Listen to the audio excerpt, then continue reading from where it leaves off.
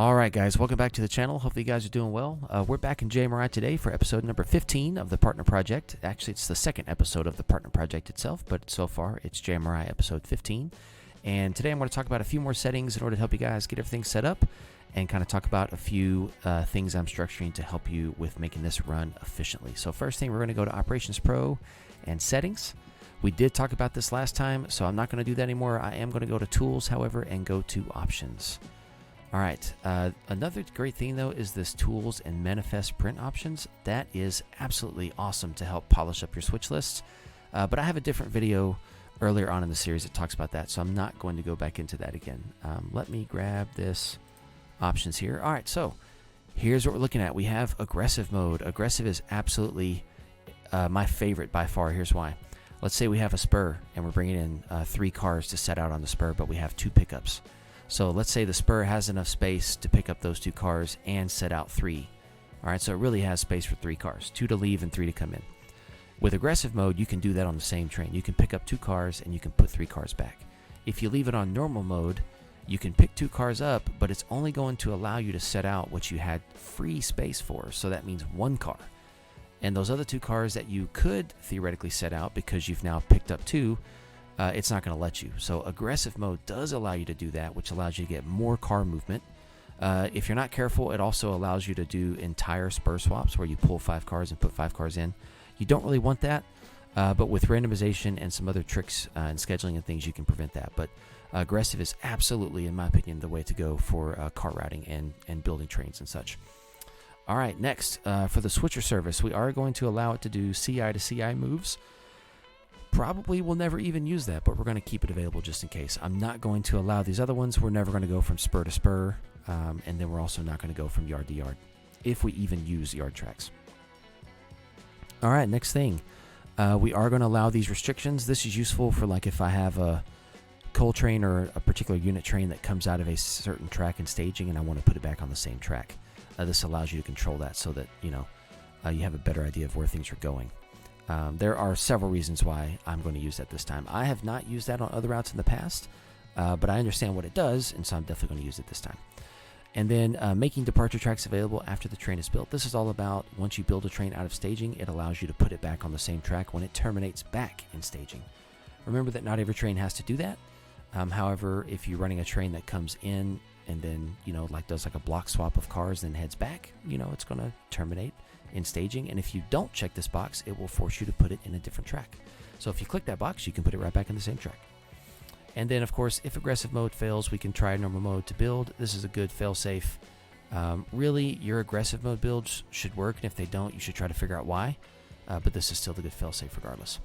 All right, now for car routing. So we are going to enable car routing. We are going to enable routing via yards and through staging. We probably won't use car routing through staging, but if you're going to use the staging method, which I'll show later, of exchanging cars between your route and one of your friends' routes that you're connecting to, then you would definitely need to have this. But for me, most likely I'm going to be doing a different method, at least at the start, to try it, and so I won't need this.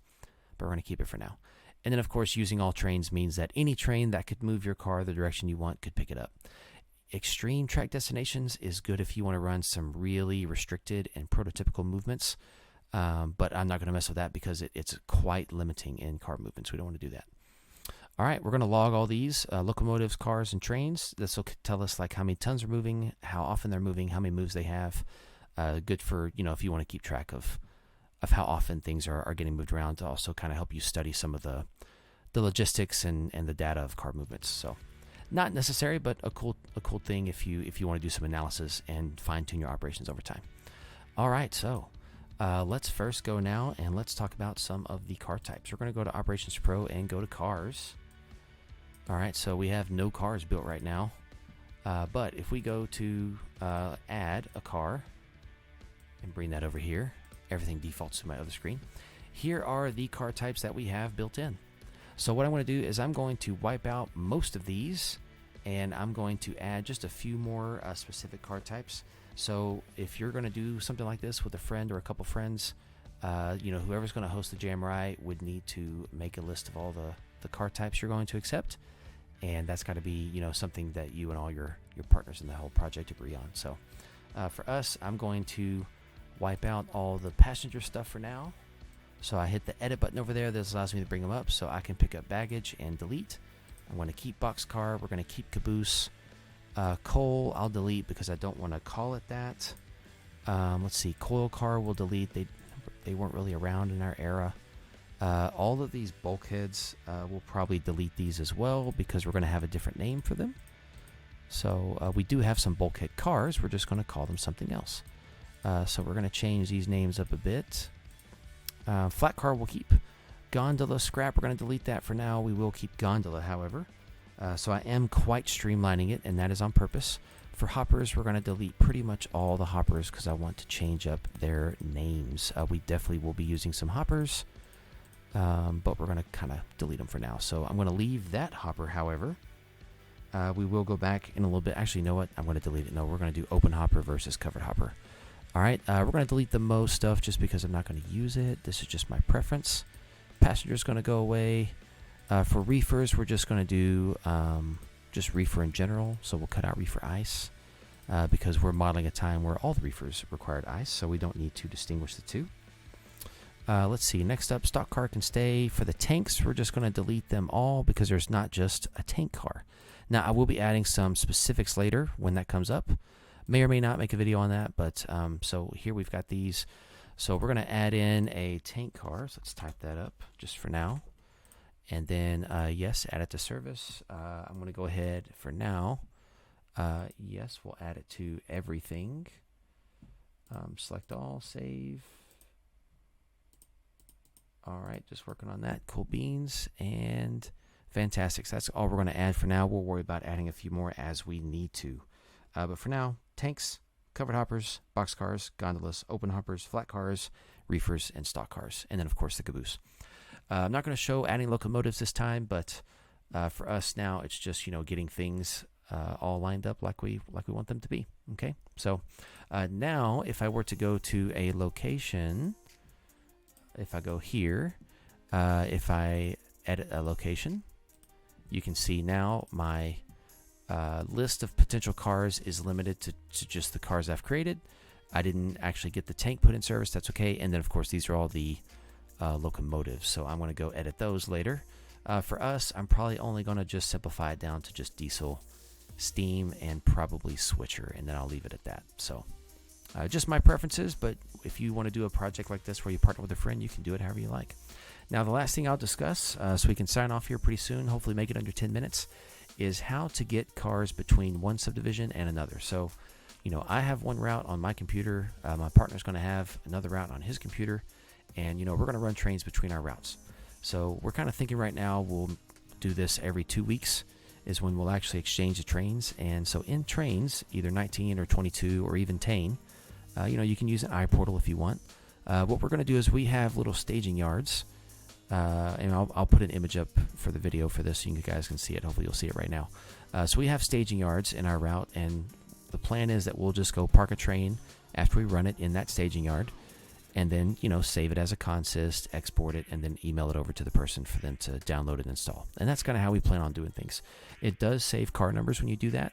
It does not transfer car loads, so just a heads up on that. I did test that because I wanted to know. But that's how we're going to do it. Now, the other way we can do it, though, is in JMRI, you can actually create a staging yard where your trains go and they terminate, and then whenever you email it over to your friend or iPortal or whatever, then the next time there's a session, you can make it show that it's on their route now, and then they can build it from their staging. That would require me to have a staging yard on my route and a staging yard on my partner's route, and the same if I wanted to exchange with anyone else, I'd have to have that. And I've done it before. I've run a mock-up that worked. It really was not bad. It was a bit of a setup. So what I want to try this time is I want to try physically having the staging yard on our layouts, but not having it in JMRI. And so the switch list will show, for example, a train will pick up in my friend's divisional yard, and it'll show all the destinations as it works its way over to my divisional yard, and it'll terminate in my yard. So SOS divisional yard to the lead divisional yard.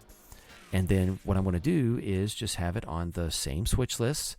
And so my friend will ship it over in their yard, and then they'll email it to me. And then the next week, I'll use the same switch list they were using to finish moving that train over into my yard. The only issue I foresee here is those cars would not be able to be picked up or built for any trains that are currently being built on either of our divisions. But honestly, that kind of makes sense if you think about it, because if the train has gone to his yard and dropped off its cargo and then left and come back to mine, or however we're going to structure it, it kind of makes sense that if it hasn't actually made it to my yard yet, then I wouldn't necessarily have a train to build those cars, because those cars aren't there yet.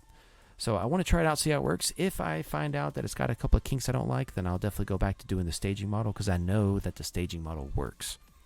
But what I want to do is when I get to a point where I'm ready to actually program all that, and I can actually show some switch lists to help make my point, I will do that.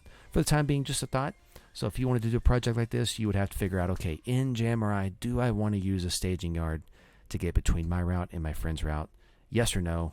You can do one for each of you, or you can actually just do one that you guys technically would share. So I'll make a video later on talking about how to do all that, but stay tuned for that. But we're going to wrap it up for today. It's been about 11 minutes. Went a little bit over time, but that's not too bad. Thanks always for joining in and watching. Those of you guys who like the JMRI stuff, please leave some comments. Reach out if you have any questions, and I would love to talk about and answer those questions in videos, if it would help you guys. So definitely, I'm not the only person who knows JMRI Operations Pro, but I do know a lot of cool things with it, and I have a lot of cool ideas, as do other people. But feel free to ask away and share your ideas as well if you want to, and if you have any questions. Thanks always, guys. We will talk to you guys later.